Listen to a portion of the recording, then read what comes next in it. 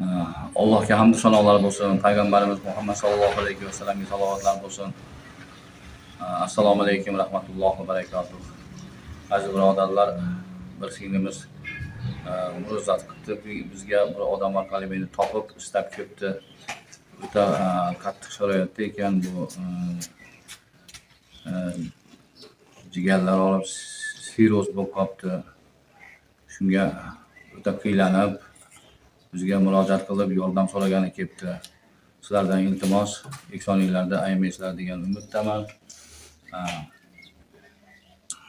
Ehsonni savobi ehson degandek, iltimos sizlardan ehsoningizlarda ayamaysizlar degan umiddaman. Assalomu alaykum.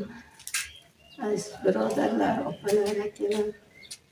Mana shunaqa siroz pechim bilan 3 yildir og'riyman. Endi sharoitim qiyin bo'lib qoldi. Davolanishim uchun yetmay qoldi. Sizlardan umid qilib yordam so'radim.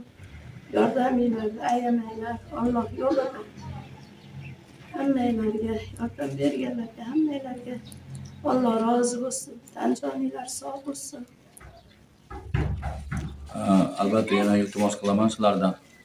Bu ehsonni savobi ehson degandek, mana Allohning ulug' oylari kelyapti. Sizlardan iltimos yana bir bor yordamingizlarda ayamaysizlar degan umiddaman.